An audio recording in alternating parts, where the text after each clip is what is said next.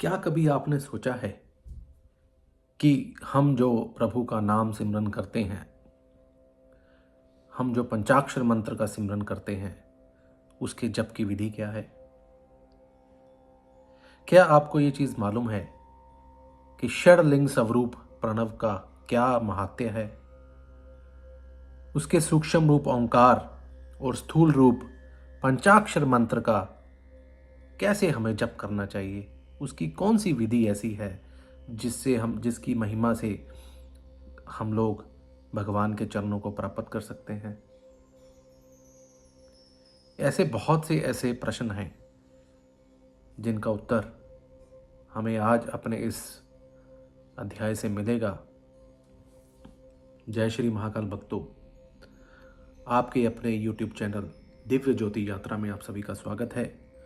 उम्मीद करता हूं कि सब कुशल होंगे और प्रभु का सिमरन करते होंगे। तो ज़्यादा समय ना लेता हुआ हम चलते हैं हमारे अगले अध्याय की तरफ, श्री शिव महापुराण। तो हमारे आज के अध्याय में हमें यही पता चलेगा कि षडलिंग स्वरूप प्रणव का महात्म्य क्या है, उसके सूक्ष्म रूप ओमकार और स्थूल रूप पंचाक्षर मंत्र का क्या विवेचन है, उसके जप की विधि एवं महिमा और कार्य ब्रह्मा के लोकों से लेकर कारण रुद्र के लोकों तक का विवेचन करके कालातीत पंचावरम विशिष्ट शिव लोक के अनिवर्चनीय वैभव का निरूपण तथा शिव भक्तों के सत्कार की सहायता कैसे है।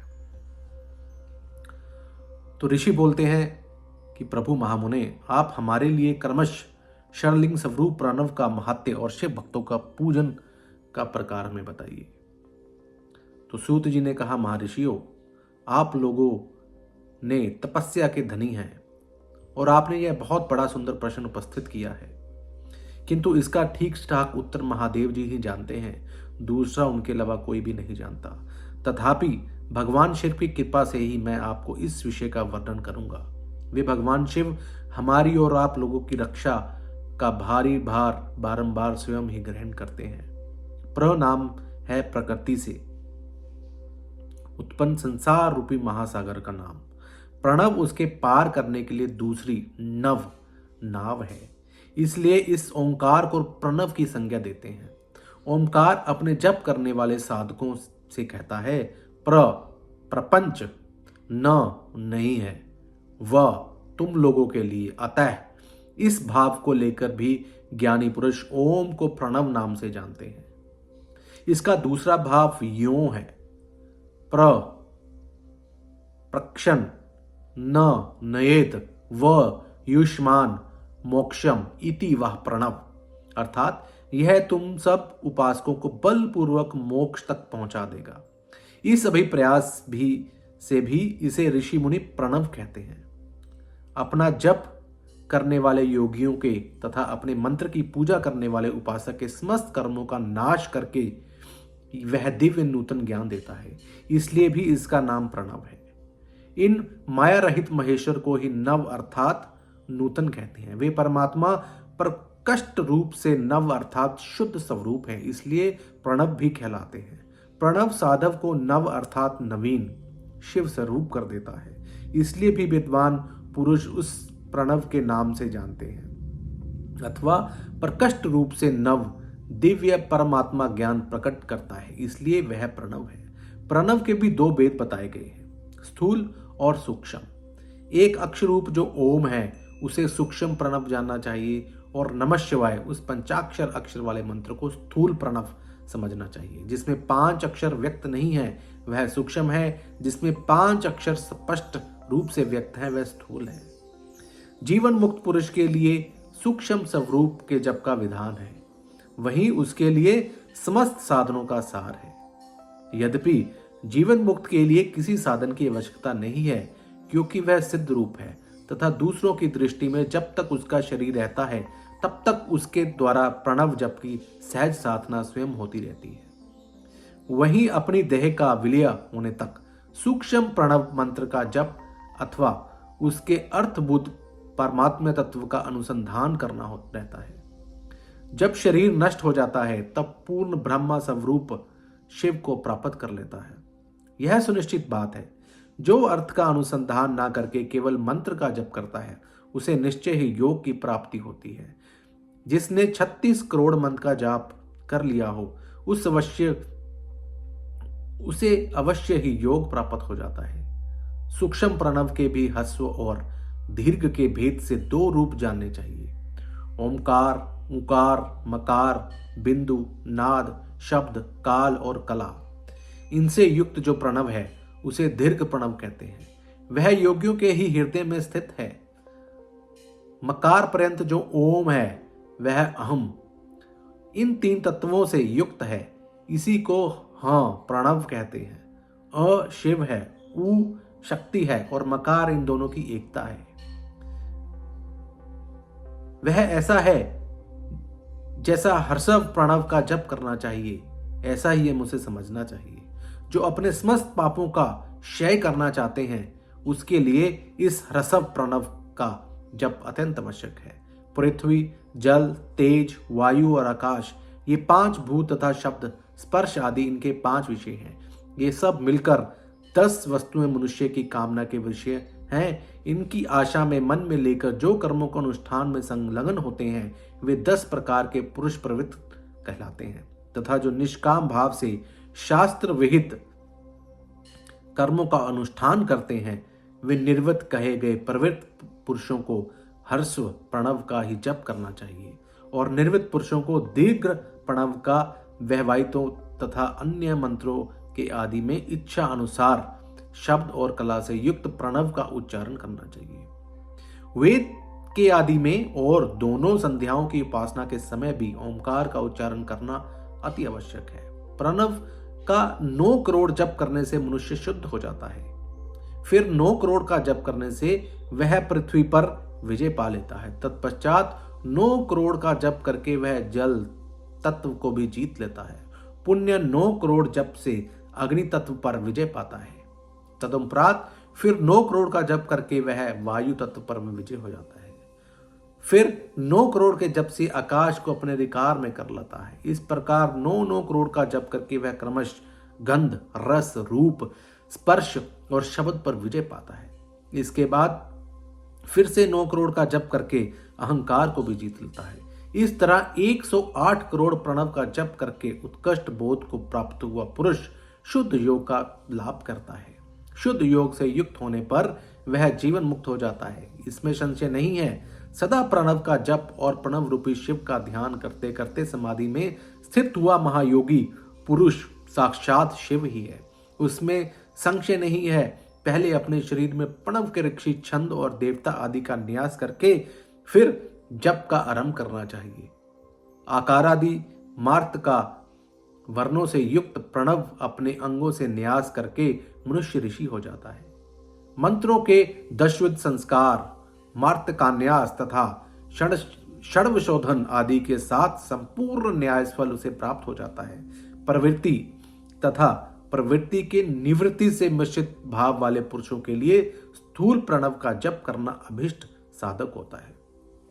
क्रिया, तप और जप के योग से शिव योगी 3 प्रकार के होते हैं, जो क्रमश क्रिया योगी, तपो योगी और जपो योगी कहलाते हैं।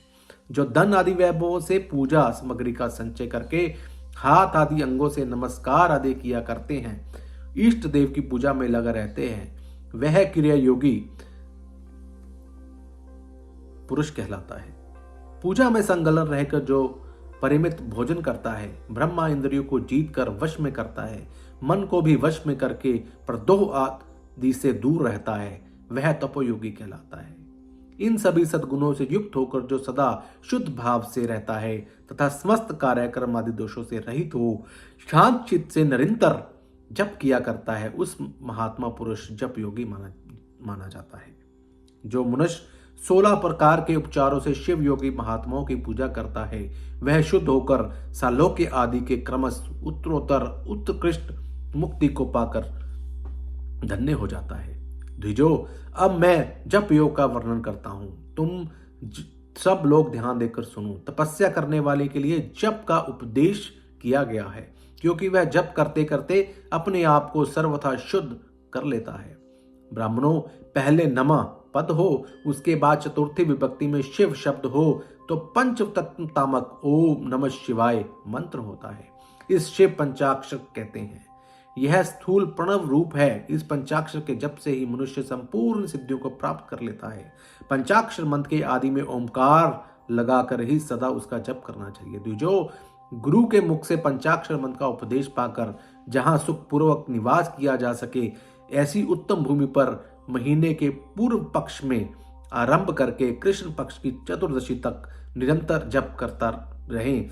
माघ और भादो के महीने में अपना विशिष्ट महत्व रखते हैं। यह समय सब समयों से उत्तमोत्तम माना गया है। साधक को चाहिए कि वह प्रतिदिन एक बार परिमित भोजन करे, मौन रहे, इंद्रियों को वश में करके रखे, अपने स्वामी एवं माता पिता के नित्य सेवा करे। इस नियम से रहकर जप करने वाला पुरुष एवं शस्त्र जप से ही शुद्ध हो जाता है, अन्यथा वह ऋणी होता है। भगवान श्रीरंग का निरंतर चिंतन करते हुए पंचाक्षर मंत्र का 5 लाख बार जप करे। जप काल में इस प्रकार ध्यान करे, कल्याणदाता भगवान शिव कमल के आसन पर विराजमान है। उनका मस्तक श्री गंगा जी की तथा चंद्रमा की कला से सुशोभित है। उनकी बाई जांघ पर आदिशक्ति भगवती उमा बैठी हैं। वह खड़े हुए बड़े बड़े गण भगवान शिव की शोभा बढ़ा रहे हैं। महादेव जी के अपने चारों हाथों में मृग मुद्रा, टंक तथा वर एवं अभय की मुद्राएं धारण किए हुए हैं। इस प्रकार सदा सबर पर अनुग्रह करने वाले भगवान सदाशिव बारंबार स्मरण करते हुए हृदय अथवा सूर्य मंडल में पहले उनकी मानसिक पूजा करके फिर पूर्वाभिमुख हो परवोक्त पंचाक्षर विद्या का जप करें। इन दिनों साधक सदा शुद्ध कर्म से ही करें। जप की समाप्ति के दिन कृष्ण पक्षी की चतुर्दशी को प्रातःकाल नित्य कर्म करके शुद्ध एवं सुंदर स्थान में शौच संतोष आदि नियमों से युक्त हो शुद्ध हृदय से पंचाक्षर मंत्र का 12 सहस्त्र जप करें। तत्पश्चात 5 सप्तनीक ब्राह्मणों को जो श्रेष्ठ एवं शिव भक्त हों वरण करें। उनके अतिरिक्त एक श्रेष्ठ आचार्य परवर का भी वरण करें और उसे सांब सदाशिव का स्वरूप समझें। ईशान, तत्पुरुष, अघोर, वामदेव और सदोजात, इन पांचों के प्रतीक स्वरूप 5 ही श्रेष्ठ और शिव भक्त ब्राह्मणों का वर्ण करने के पश्चात पूजन सामग्री को एकत्र करके भगवान शिव का पूजन आरंभ करें। विधि स्वरूप शिव की पूजा संपन्न करके होम आरंभ करें। अपने ग्रह सूत्र के अनुसार सुखांत करके अर्थात परिसमोहन, उपलेपन, उल्लेखन, मृद उदाहरण और अभ्युक्षण, इन पंचभू संस्कारों के पश्चात वेदी पर स्वाभिमुख अग्नि को स्थापित करके कुशकंडिला के अंतर प्रज्वलित अग्नि में आज्य भागमत आहुति देकर प्रस्तुत होम का कार्य आरंभ करें। कपिला गाय के घी से 11, 101 अथवा 1001 आहुतियां स्वयं ही दें अथवा विद्वान पुरुष शिव भक्त ब्राह्मणों से 108 आहुतियां दिलाए। होम कर्म समाप्त होने पर गुरु को दक्षिणा के रूप में एक गाय और बैल देना चाहिए। ईशान आदि के प्रत्येक रूप जिन 5 ब्राह्मणों का वर्ण किया गया है उनको ईशान आदि स्वरूप ही समझें और आचार्य को साम सदाशिव का स्वरूप माने। इसी भावना के साथ उन सब के चरण धोएं और उनके चरणों से अपने मस्तक को सींचे। ऐसा करने से वहां साधक अनगिनत तीर्थों में तत्काल स्नान करने का फल प्राप्त कर लेता है। उन ब्राह्मणों को भक्ति पूर्वक दशांश अन्न देना चाहिए। गुरु पत्नी को पराशक्ति मानकर उनका भी पूजन करना चाहिए। स्नान आदि क्रम से भी उन्हें सभी ब्राह्मणों का उत्तम मन से पूजन करके अपने वैभव विस्तार के अनुसार रुद्राक्ष, वस्त्र, बड़ा और पूजा आदि अर्पित करें। तदोपरांत दिक्पाल आदि को बलि देकर ब्राह्मणों को भरपूर भोजन करवाएं। इसके बाद देवेश्वर शिव से प्रार्थना करें, अपना जप समाप्त करें। इस प्रकार पुरुष चरणम करके मनुष्य इस मंत्र को सिद्ध कर लेता है। फिर 5 लाख जप करके समस्त पापों का नाश हो जाता है। तदुपरांत पुण्य 5 लाख जाप करने पर अतल से लेकर सत्यलोक तक 14 भुवनों पर क्रमश अधिकार प्राप्त हो जाता है। यदि अनुष्ठान पूर्ण होने से पहले बीच में ही साधक की मृत्यु हो जाए तो वह परलोक में उत्तम भोग भोगने के पश्चात पुण्य पृथ्वी पर जन्म लेकर पंचाक्षर मंत्र के जप का अनुष्ठान करता है। समस्त लोगों का ऐश्वर्य पाने के पश्चात वह मंत्र को सिद्ध करने वाला पुरुष यदि पुण्य 5 लाख जप करे तो उसे ब्रह्मा जी का सामीप्य भी प्राप्त होता है। पुण्य 5 लाख जप करने से सारूप्य नामक ऐश्वर्य प्राप्त होता है। 100 लाख जप करने से वह साक्षात ब्रह्मा के समान हो जाता है। इस तरह कार्य ब्रह्मा का सजुज प्राप्त करके वह उस ब्रह्म का प्रलय तक होने तक इस लोक में यथेष्ट योग भोगता है। फिर दूसरे कल्प का भी आरंभ होने पर ब्रह्मा जी का पुत्र होता है। इस समय फिर तपस्या करके दिव्य तेज से प्रकाशित हो वह क्रमश मुक्त हो जाता है। पृथ्वी आदि कार्य स्वरूप भूतों द्वारा पाताल से लेकर सत्यलोक तक ब्रह्मा जी के 14 लोक क्रमश निर्मित हुए हैं। सत्यलोक से ऊपर क्षमा लोक तक जो 14 भुवन हैं वह भगवान विष्णु के लोक हैं। क्षमा लोक से ऊपर शुचि लोक पर्यंत 28 भुवन स्थित हैं। शुचि लोक के अंतर्गत कैलाश में प्राणियों का संहार करने वाले भगवान रुद्रदेव विराजमान हैं।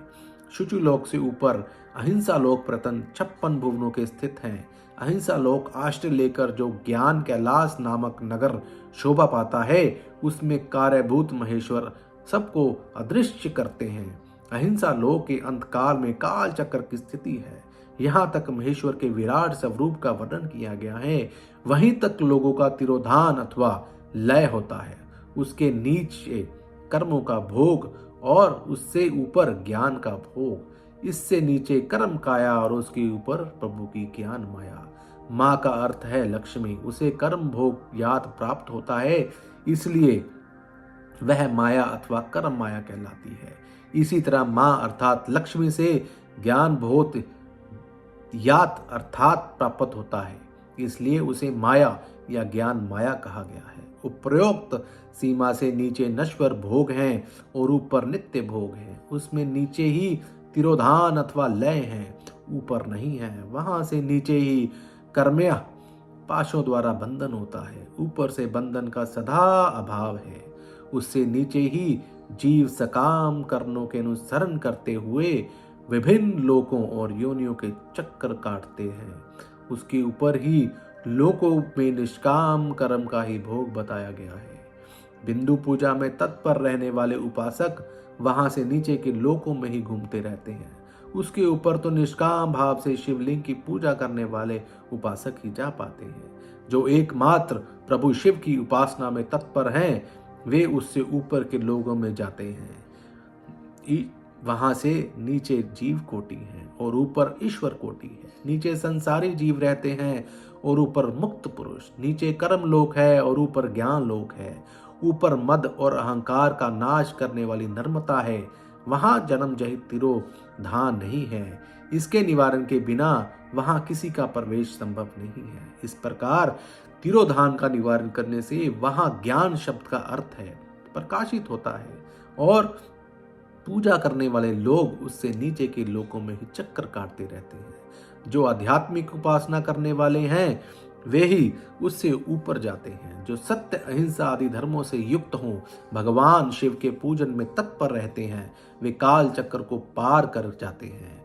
काल चक्र चक्रेश्वर की सीमा तक जो विराट महेश्वर लोक बताया गया है उसके ऊपर वृषभ के आकार में धर्म की स्थिति है। वह ब्रह्मचार्य का मूर्तिमान रूप है। उसके सत्य, शौच, अहिंसा और दया ये 4 पद हैं। वह साक्षात शिवलोक के द्वार पर खड़ा है। क्षमा उसके बाद क्षमा उसके सींग हैं और शम कान है।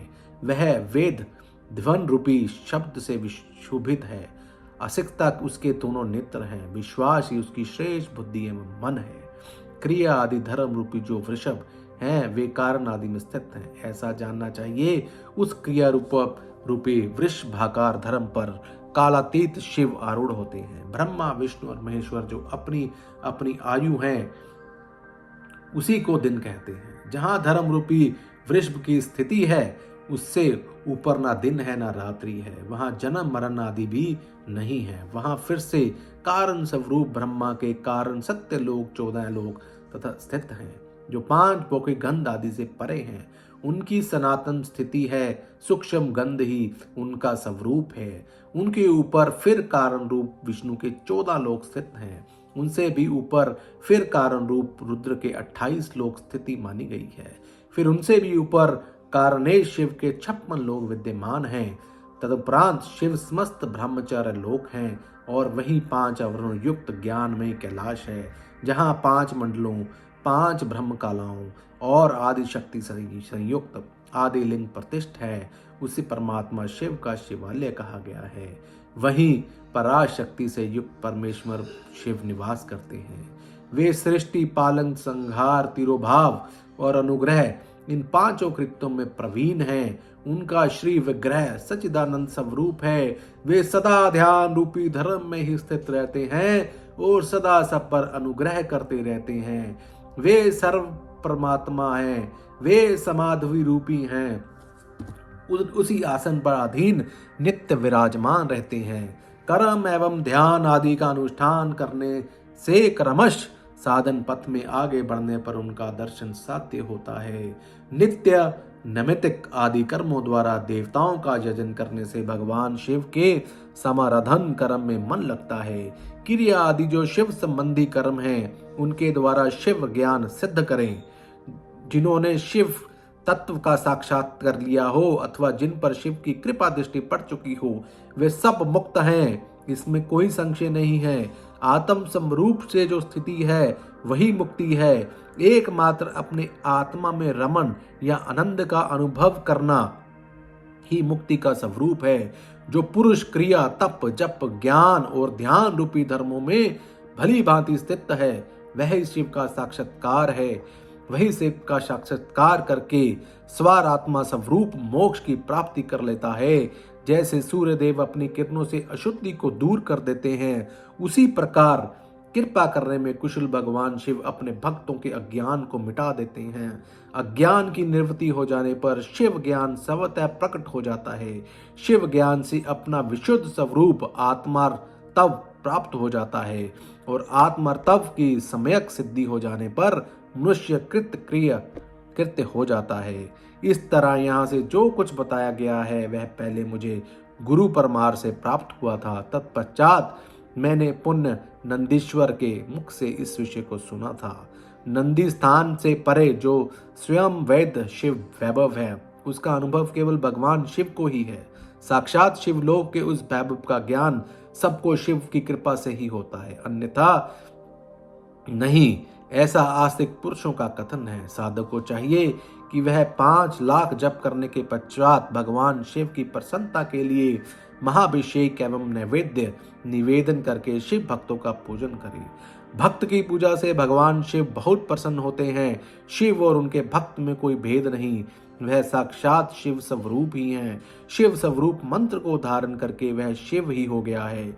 शिव भक्त का शरीर शिव स्वरूप ही है, अतः उनकी सेवा में तत्पर रहना चाहिए। और शिव के भक्त हैं वे लोग और वेद की सारी क्रियाओं को जानते हैं। जो क्रमश जितना जितना शिव मंत्र का जप कर लेता है, उसके शरीर को उतना ही शिवमय प्राप्त होता है। इसमें संशय नहीं है कि शिव भक्त का स्त्री का रूप देवी पार्वती का ही स्वरूप है। वह जितना मंत्र जपती है, उसे उतना ही देवी का सानिध्य प्राप्त होता है। साधन स्वरूप शिव रूप होकर पराशक्ति का पूजन करें। शक्ति वेद तथा लिंग का चित्र बनाकर अथवा मिट्टी आदि से उनकी आकृति का निर्माण करके प्राण प्रतिष्ठा पूर्ण निष्कपट भाव से उनका पूजन करें। शिवलिंग को शिव मानकर, अपने को शक्ति स्वरूप समझकर, शिवलिंग को देवी मानकर और अपने को शिव रूपी समझकर, शिवलिंग को नाद रूप तथा शक्ति को बिंदु रूप मानकर, तर्क पर सटे हुए शिवलिंग और शिवलिंग की प्राप्ति प्रधान और प्रधान की भावना रखते हुए जो शिव और शक्ति का पूजन करता है, वह मूल रूप की भावना करने के कारण शिव स्वरूप है। शिव भक्त शिव मंत्र रूप होने के कारण शिव के ही स्वरूप हैं। जो 16 उपचारों से उनकी पूजा करता है, उसकी अभिष्ट वस्तु की प्राप्ति होती है। जो शिव लिंग पासक शिव भक्ति की सेवा आदि करके उसे आनंद प्रदान करता है, उस विद्वान पर शिव बहुत प्रसन्न होते हैं। 5, 10 या 100 सप्तनिक शिव भक्तों को बुलाकर भोजन आदि के द्वारा पत्नी सहित उनका सदैव समादर करें। धन में, देह में और मंत्र में शिव भावना रखते हुए उन्हें शिव और शक्ति का स्वरूप जानकर निष्कपट भाव से उनकी पूजा करें। ऐसा करने वाला पुरुष इस भूतल पर फिर कभी जन्म नहीं लेता। तो भक्तजनों, ये था हमारा आज का अध्याय, जिसमें हमें बताया गया कि शिव के भक्त की पूजा ही शिव की पूजा है। तो हम सभी को चाहिए कि शिव को, भक्त को उतना ही आदर सत्कार दें जो हम भगवान शिव को देना चाहते हैं। तो अब मुझे आज्ञा दीजिए, आज का अध्याय संपूर्ण हुआ। भगवान शिव सबका भला करे। जय श्री महाकाल।